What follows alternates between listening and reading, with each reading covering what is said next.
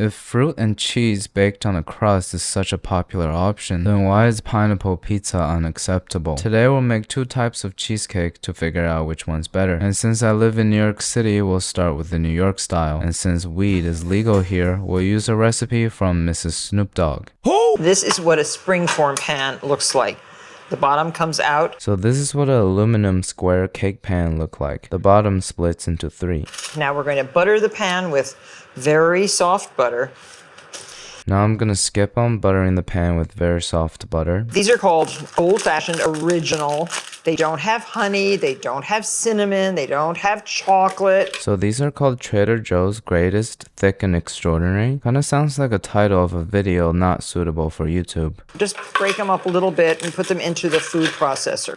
We need 12 graham crackers. So we'll break them up a little bit and put it into a food processor. So easy. Grind these up. So easy. Now we'll grind this up. You really want this finely ground, no lumps. I really want this finely ground, no lumps. And now add your melted butter, and it's 6 tablespoons of melted butter cooled. So now we're mixing the 2 tablespoons of sugar we mixed earlier. I'm gonna pour all this into the pan first before I mix in the butter because I don't really want to deal with an oily bag. Now we'll just pour in 6 tablespoons of melted butter and mix it thoroughly. Put all of that right in your prepared springform pan. Now all the ingredients are in my square cake pan. Now just take this meat pounder. Just pound very quickly. Now I'll take my meat pounder and start pounding very quickly. Now put your chilled crust right into a 350-degree oven for about 15 minutes. Put my very chill crust into a 350-degree oven for 15 minutes. And now for the cheese filling. It might scare you. You need 7 packages of Philadelphia cream cheese. Since we're making 2, I got 11 packages of cream cheese. They don't scare me, but I definitely scared some people off at Trader Joe's. When I was younger, I worked as a grocery store cashier, and I used to judge harshly on people's food purchases. That's why I always throw in some random healthy vegetables when I buy family-sized chips for myself. So beat this until it is nice and soft. Okay, this is extremely hard and cold right now, so we'll let it sit in room temp for a little bit and beat it later. While this softens up even more, all-purpose flour, a half a cup, and 2 1/4 cups of sugar. All-purpose flour, half a cup, and 2 cups of sugar.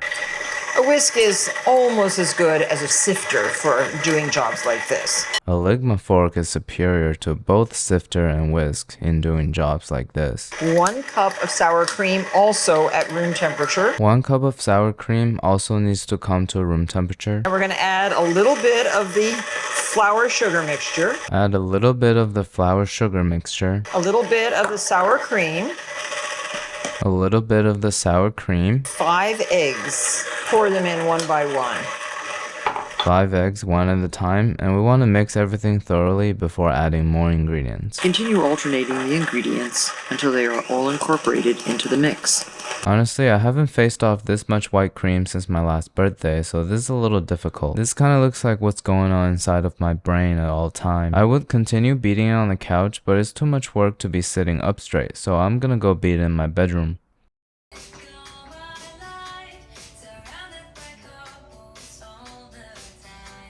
This will be filled. This is the baked crust. You can see how firm it is. So this is our crust. It's all bubbly and stuff. It's heavy. It's 56 ounces of cream cheese. As you can tell, it's already nighttime, and I just spent my only day off this week on beating 56 ounces of cream cheese. And for some reason, it's still clumpy. Don't bother adding it all up. You're going to probably not want to think about the calories that are in this cake. Now that I'm looking at this huge tub of cream cheese, I realize it's definitely not gonna fit. And I don't want it to overflow because you guys are gonna be making way too many dirty jokes in the comment section. Like how Future Canoe's cake is filled to the rim with white creamy. Now, if you want to gild the lily, you can add a little bit of lemon zest to your batter. You just add another dimension. What Why is she telling us this when we're halfway pouring into the pan? You guys already know how much I love zesty stuff, so we can't skip this step. Once we completely fill the pan, we'll take another one with just parchment paper and no crust. We'll just bake it and maybe we can make fried cheesecake for a future episode. While the oven's heating up to 350, we'll put both of them on a sheet pan and warm up some water. And I love my new tea kettle. Oh, this is the best, so big.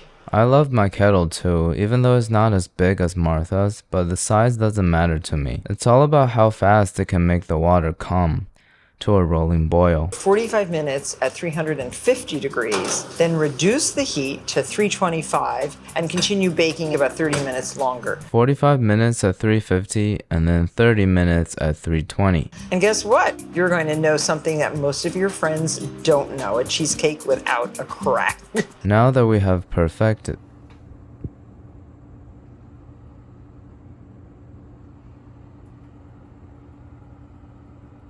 there's so much crack, it's practically downtown LA. This is the New York cheesecake, baked to perfection.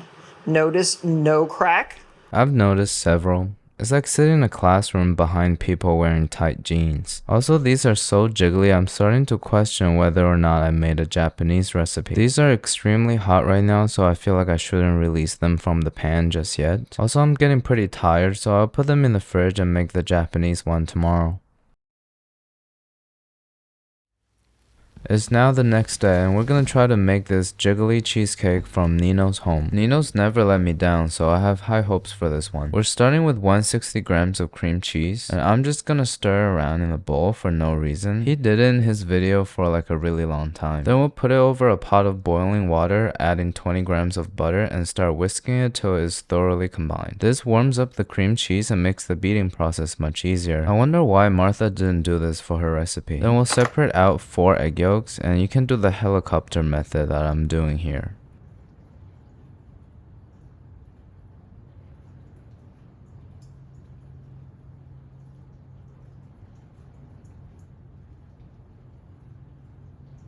Then we'll put the egg yolks into the cream cheese and mix it all together. For some reason, this step always seemed a little dirty. Once that's done, we'll move on to the most annoying task of the day, whisking these egg whites. Since a lot of you have been questioning the legitimacy of my process of beating it on the couch, I'll just beat it right here in front of you.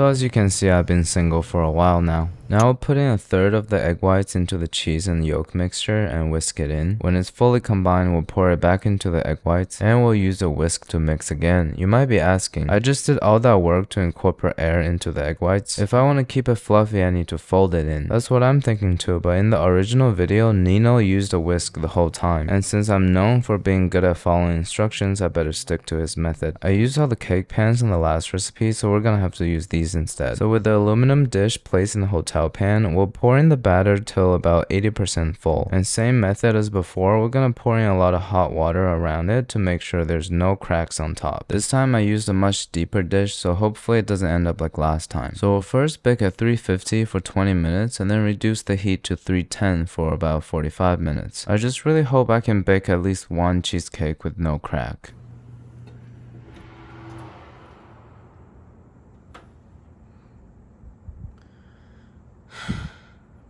To finish off the cheesecake, we'll drizzle a layer of honey and brush it all over the surface to keep it from going dry. So here we have it, two uniquely different styles of cheesecakes from two different countries. What they have in common besides cream cheese is that they both resemble natural disasters I've seen in documentaries.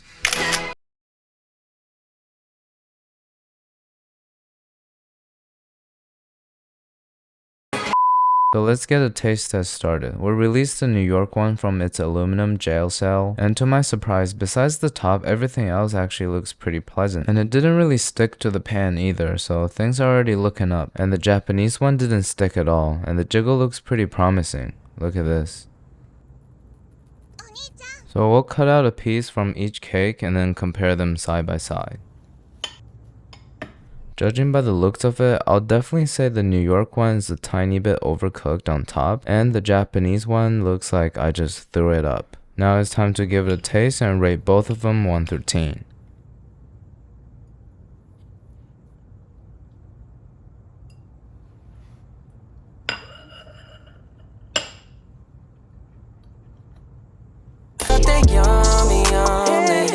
It's a little more spongy than I had hoped, but it's still pretty rich and creamy. I'll give it a solid 7 out of 10. I can live without it. Let's move on to the Japanese one. It's definitely very jiggly, but the little pieces of egg whites floating around is definitely scaring me a lot.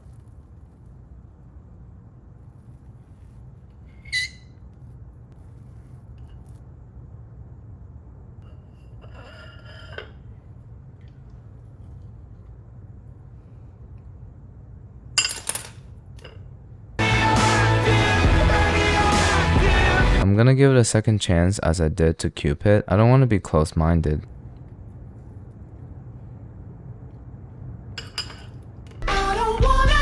Well, how can I describe this? It kind of tastes like a really sweet scrambled egg white, and it's cooked on a newly polished stainless steel, so the sulfur smell is overwhelming. The little bubbles throughout and the bouncy texture just takes the confusion to another level. Nino's recipe looked like perfection, but my execution today will be a 2 out of 10. As usual, you can help me out by letting me know what I did wrong in the comment section. I've never had Japanese cheesecake, so this is a pretty disappointing introduction to it. It's been a while since I did a New York City food review, so why don't you suggest me a bakery where I can buy a Japanese cheesecake? I'll take you there, taste it, and do a good old Future Canoe restaurant vlog. Thank you for 690k subscribers. Our community is so funny and engaging. I'm honored to be a part of it. Hopefully we'll reach 1 million before the end of the year, and there will be an unwanted surprise for all of you there. Alright, thank you.